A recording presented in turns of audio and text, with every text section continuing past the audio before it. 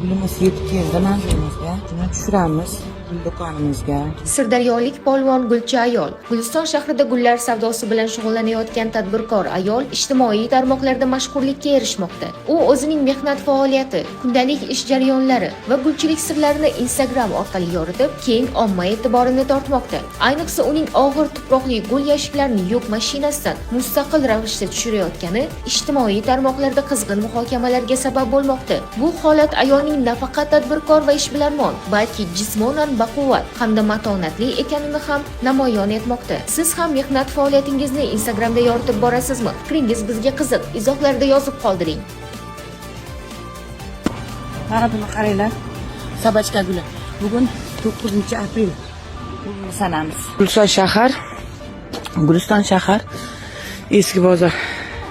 Ko'chat bozor bor mana bu yerda.